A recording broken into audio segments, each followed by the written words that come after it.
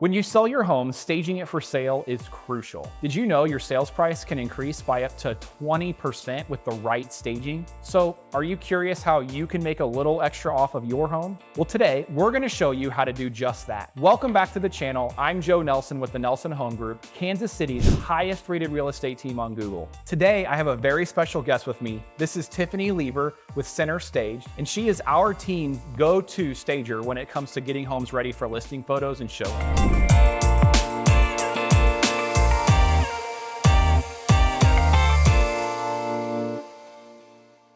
We're here today to talk about the staging trends she's seeing for 2024. I actually met Tiffany years ago when she taught the course for Missouri real estate license in our office, and she actually spent some time as an agent on our team. Tiffany, why don't you start by telling us a little bit about how you got into staging homes? Well, as long as I've known about staging, I've been very interested in it, and also any design elements, but it really happened for me when I was teaching in the classroom, and we had actually a lockdown situation, and the next day we were kind of debriefing, and one of the students said, if you weren't a teacher, what would you do? And that's when I really kind of allowed myself to say it out loud, and then I started exploring that next summer every avenue that I could to get into the real estate staging business, and I got my real estate license, and the rest is kind of history from there. Oh wow, that's really cool. Yeah. So the first thing I've got to ask is, why should a seller work with a professional to stage their home over just cleaning and decorating a little? Yeah, well, I think actually, since you mentioned decorating, that's one misconception, that staging just has to do with,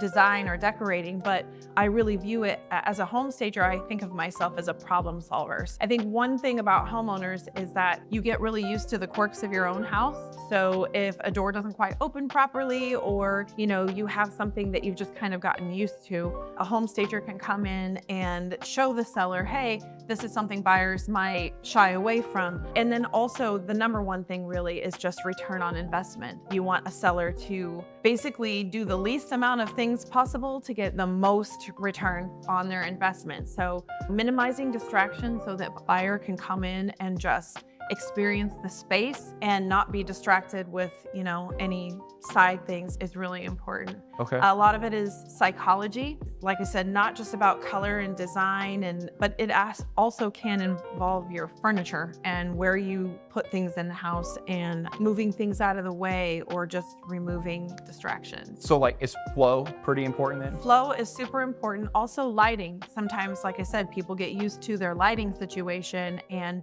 if a space feels dark or heavy to a home buyer, it can be a deterrent. Wow. So, okay. Yeah. That makes a lot of sense. Okay, so what are some of the trends that you're seeing in staged homes, and why do you think sellers are leaning that direction on those trends? Well, so some of the things we're starting to see, something called biophilic design, and that has to do with just incorporating things like plants and more like wood and stone. And, some of those things are involved with design or upgrades, but some of them are also decor ideas where you can bring in. And part of the reason for that is, I think for a long time with staging trends, we saw just paring down so much that a space can feel very cold. You can walk into a home and it just looks like the next with just, basic furniture pieces. So remembering to add back in some of those elements that make it feel a little more warm. Along with that, we're also seeing we're getting a little bit away from just the gray and white, or Joanna Gaines style is a lot of white walls, very clean looking, but it can also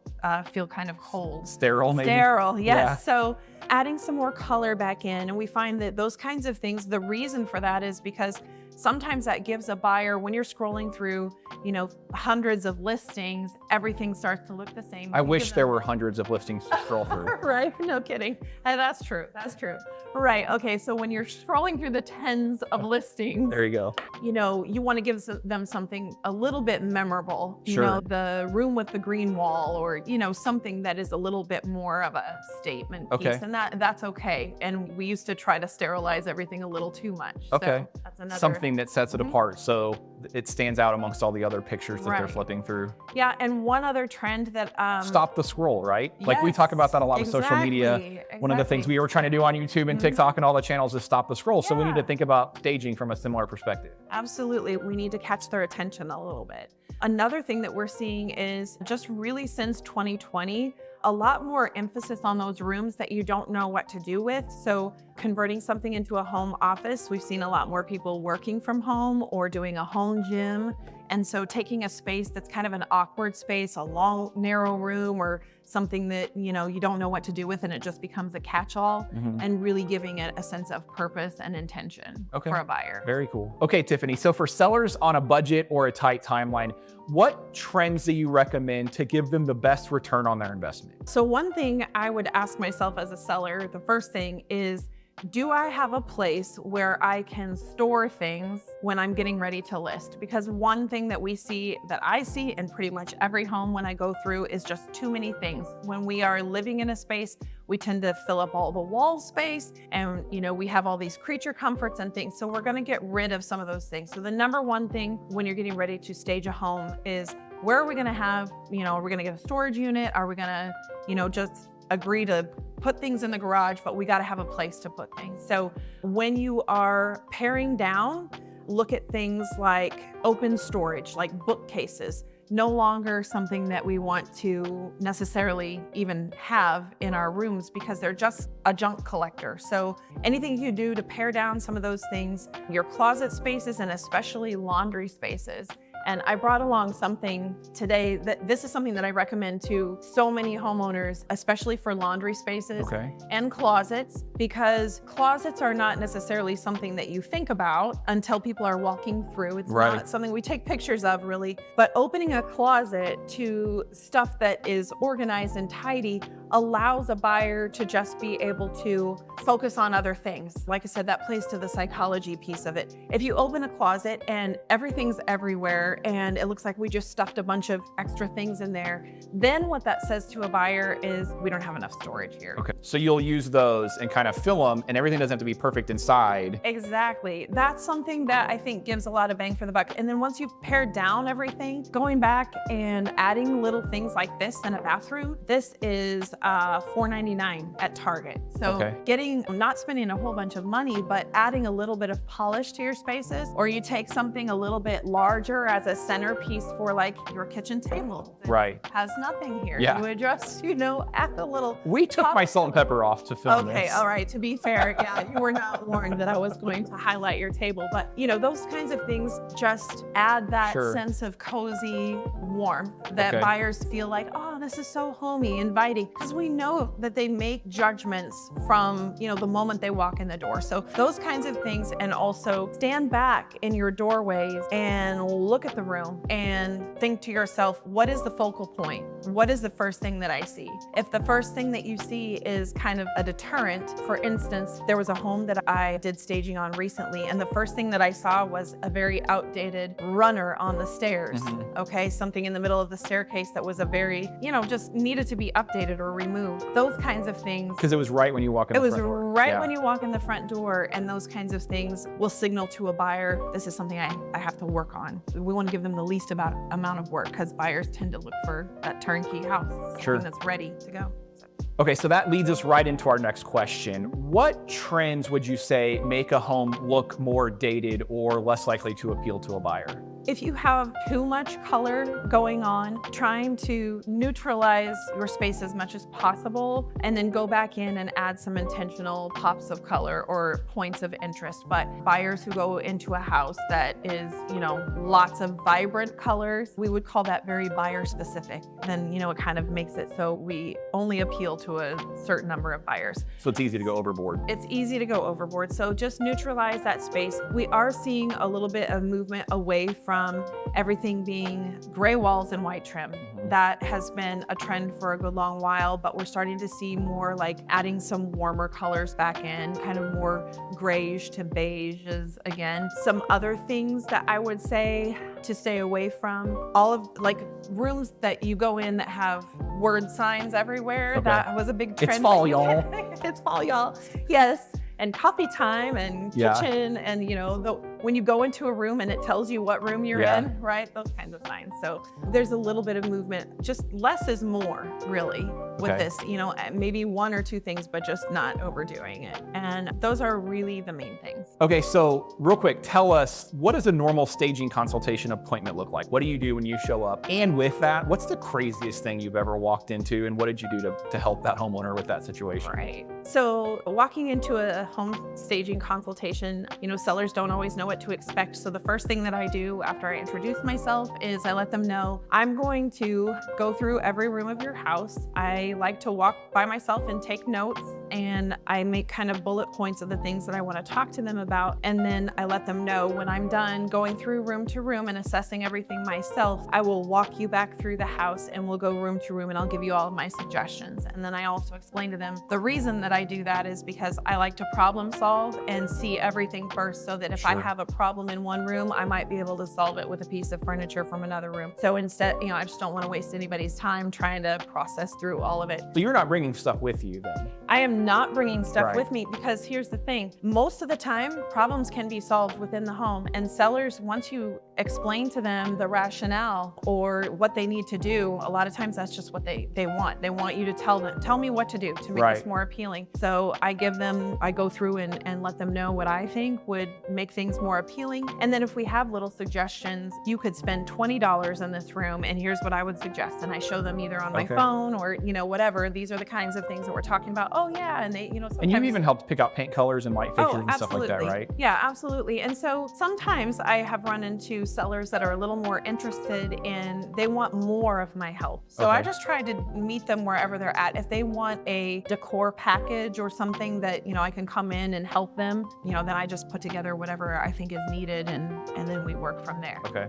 So what's the craziest thing you walked into, and how did you help that Right. homeowner? Craziest things. There was a house that I went to in St. Joe on a listing, and this homeowner was very into Alice in Wonderland. In the dining space, there was a full tea party on the ceiling, attached to the ceiling upside down. So there were teacups and those kinds of things. Oh, wow. Again, that's something we would call very buyer specific. So not appealing to most buyers. Yeah. And sometimes those are difficult conversations. I had another one that was one of your listings from a while back. You know, the first thing that greeted me was a statue of Mother Mary in, you know, the outdoor space, very large. And then on the inside space, there were crucifixes everywhere and very highly personalized religious things. And then downstairs in the basement, there was a full-on altar that they had made. Things that are very specific to your religion are kind of the same thing as a whole huge wall of family photos. Right. It's not that it's wrong to have it in your home Sure. when you live there, but when a buyer walks in there, it can be intimidating. They fixate on those things instead of experiencing the space of your home. They're Okay. thinking, what is going on here? And why is there an altar in a house? And that becomes a talking point Yeah. during the whole showing. I've been on those kinds of showings where you find that unique, quirky thing, and then it's almost like we've forgotten that we're looking at a house to buy.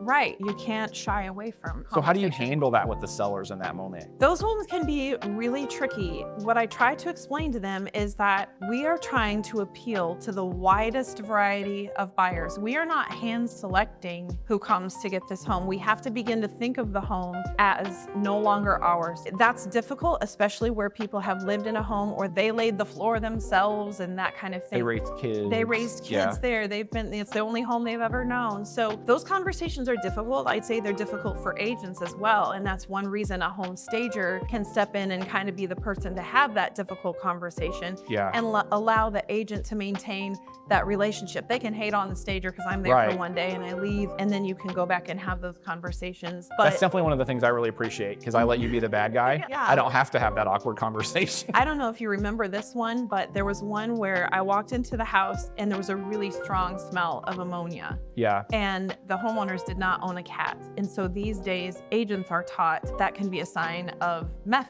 Yeah. production. So I had that conversation Yeah. with the homeowner. Like, homeowner said, we don't smell that. And it was like knock you over when you walk in the door. Yeah. Those are important things to share with them because agents out there have been trained to identify those sorts of things. So letting them know, hey, this could be a deterrent Sure. or a problem, a real problem for you. So let's figure it out and problem solve that situation. Last question. Do you have any just everyday tips for the homeowner that maybe isn't even thinking about selling, but they just want to maximize their space and keep it tidy and organized? Yes, actually, we already discussed that one of the number one things that we have to ask people to do is to declutter and get rid of things or move furniture, etc. So I would say in your everyday life, when you go out and you see something that you want to buy for your home, ask yourself, what can I get rid of in order to make space for this? Can you call my wife and have that conversation with her about her closet?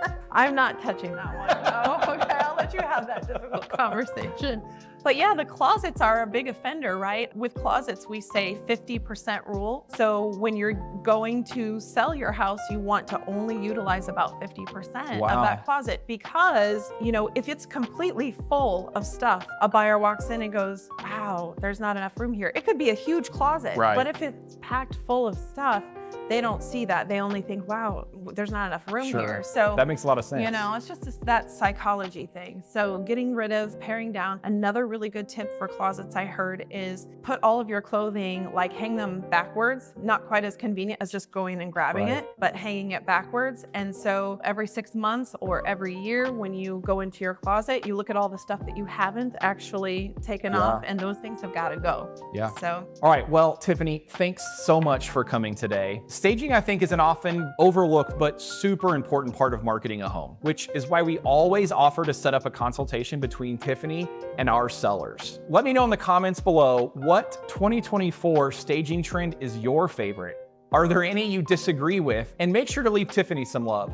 As always, make sure you like this video, subscribe to our channel for a new Kansas City real estate or lifestyle video every single Friday. And if you'd like to put Tiffany's home interior expertise to work for you selling your home, make sure to call or text the number on the screen and let Nelson Home Group be your real estate experts of choice. See you next time.